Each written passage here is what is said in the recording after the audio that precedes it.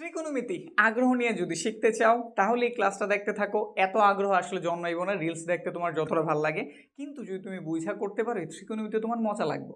আর যারা এই মজাটা খুঁজে পাইবা তাদের জন্য ভিডিও শেষে ত্রিকোণমিতির সম্পূর্ণ প্লেলিস্ট, যেখানে একদম বেসিক থেকে অ্যাডভান্স লেভেল পর্যন্ত সাজেশন পর্যন্ত সমাধান আকারে দিয়ে দিছি, তার এই কোর্সটা সম্পূর্ণ ফ্রিতে পাইবা যদি এই ক্লাসটা তুমি মজা পাও সেই ক্ষেত্রে। আর যদি মজা না পাও তুমি আগে স্কিপ করবা, অবশ্যই তাহলে কোর্সটাও পাওয়া হইব না। তো একটু দেখো দেখি আমার এই অঙ্ক করানোর ধরনটা তোমার ভালো লাগে কিনা।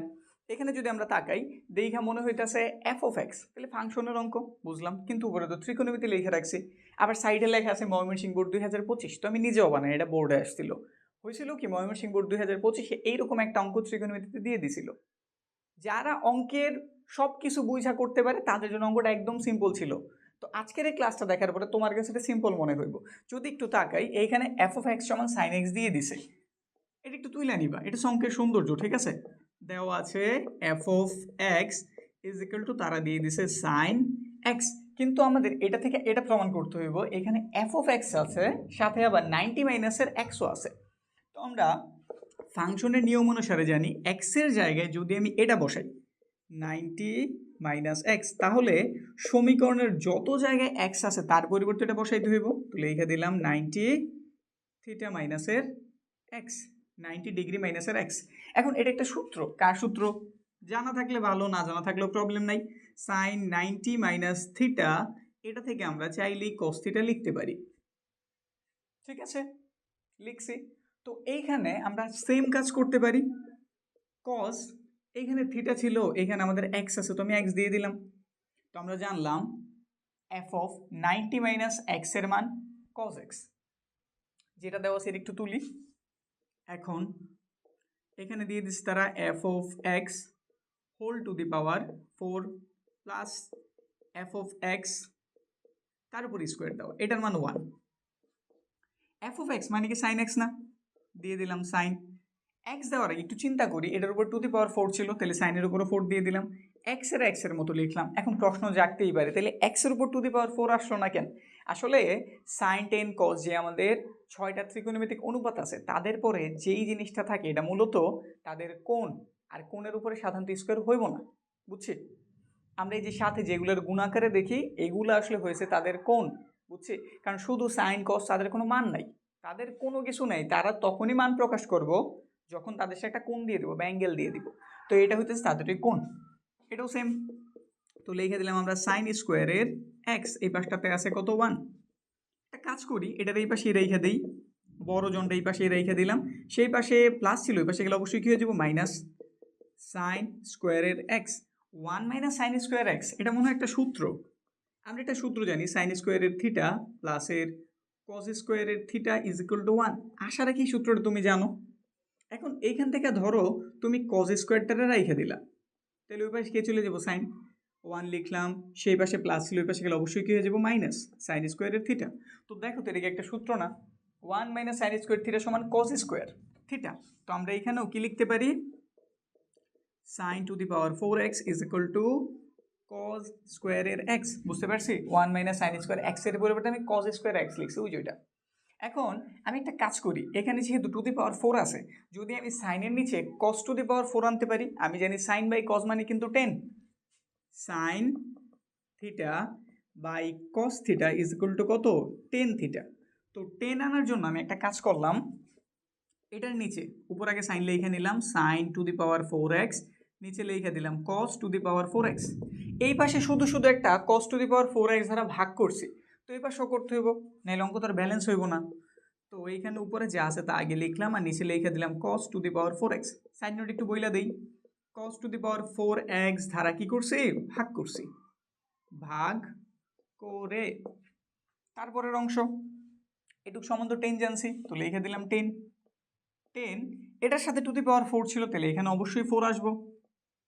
তারপরে এখানে আছে আমাদের cos স্কোয়ার, এখানে আছে cos টু দি পাওয়ার 4, মানে উপরে আছে 2টা cos-এর গুণফল, নিচে আছে 4টা cos-এর গুণফল, কাটাকাটি করলে নিচে কয়টা থেকে যায় 2টা, তাহলে 1 বাই cos স্কোয়ারের x, 10 to the power 4x। 1 by cos মানে কি sec না, সাথে স্কোয়ার আছে এই জন্য দিয়ে দিলাম 10 to the power 4x। sec স্কোয়ারের একটা সূত্র আছে, sec স্কোয়ারের সূত্রটা কি জানি, সেক স্কোয়ারের সূত্রটাকে জানি, একটু খেয়াল করো তো, দেখো তো এই সূত্রটা তোমার পরিচিত কিনা। সেক স্কোয়ারের থিটা মাইনাসের টেন স্কোয়ারের থিটা ইজ ইকুয়াল টু 1, জানো কি? জানি না থাকলে এখান থেকে তুমি যদি শুধু সেকের মান বের করতে চাও, সেক স্কোয়ার থিটা সেই পাশে মাইনাস, ওই পাশে গেলে অবশ্যই কী হয়ে যাবো, প্লাস হয়ে যাব টেন স্কোয়ারের থিটা। তো আমরা জানলাম সেক স্কোয়ার থিটার সূত্র কি বা মান কি, 1 প্লাসের টেন স্কোয়ার। এখানে বসায় দাও 1 প্লাসের টেন স্কোয়ারের থিটা। টেনগুলি একটু এক পাশে করি, এই পাশে টেন আছে এই পাশেও টেন আছে, সবারে হাতের বামে আনি। 10⁴x, সে প্লাস ছিল, এই পাশে আইসা মাইনাস। অঙ্ক প্রায় হয়ে গেছে। আচ্ছা 10 মানে কি তুমি জানছো না, সাইন বাই কস। তো একটু লেখা দাও তো সাইন বাই কস, যেহেতু 2⁴ আছে 2⁴ সহই লিখবা, সাইন 4x, আর এখানে cos 4x। এইখানে সেম সূত্র, শুধু স্কোয়ার আছে এই জন্য স্কোয়ার লিখবা, সাইন স্কোয়ারের থিটা, সরি থিটা কেন লিখতেছি, এক্স লিখতে হইব, থিটা না সব জায়গায় এক্স, একটু খেয়াল রেখো হ্যাঁ। এইখানে সাইন লিখছি, নিচে হইব কজ, কজ স্কোয়ারের এক্স, এই পাশটাতে আছে 1। অঙ্ক হয়ে গেছে কিন্তু, কেমনে হইল দেখো তো, সাইন এক্স মানে কি তুমি এফ অফ এক্স ধরছিলা না, এই যে দেখো তো এফ অফ এক্স, দেখছি তো বিষয়টা, বুঝছি। এখানে চাইলে আরেকটু সহজ কাজ করা যেতে পারে, যেমন যদি আমি অ্যান্সারটার দিকে তাকাই, তারা যেইভাবে দিছে ওইভাবে করার জন্য আমি করতে পারি কি, টেনের ভাঙাইছি, সাইন বাই কস হয়েছে, 10⁴ ছিল না, এই যেভাবে দিয়ে দিলাম। এইখানে যেহেতু এইভাবে লেখছে, সেম কাজ অ্যাপ্লাই করি, স্কোয়ারগুলি এইভাবে না দিয়ে এইভাবে দিয়ে দিলাম, বুঝছি তো, মানে চেহারা মিলাইতেছি। নর্মালি করতেছিলাম, এবার একটু দেখলাম যেটা মিলাইতে বলছো ওটা চেহারার সাথে মিলাইতে গেলে এইভাবে লেখলে ভালো হয়, তো এইভাবে লিখে দিছি। সাইন এক্স সমান কি ছিল, এফ অফ এক্স না, তো এখানে বসাই দাও তুমি এফ অফ এক্স। আর কজ এক্স মানে তুমি কি বের করে নিছিলা, এফ অফ 90 মাইনাসের এক্স, তো লিখে দাও এফ অফ 90 মাইনাসের এক্স, পুরোটার উপরে টু দি পাওয়ার কত 4 দিয়ে দিলাম। ভেতরে ফার্স্ট ব্র্যাকেট ব্যবহার করছি এই জন্য সেকেন্ড ব্র্যাকেট হয়ে গেছে।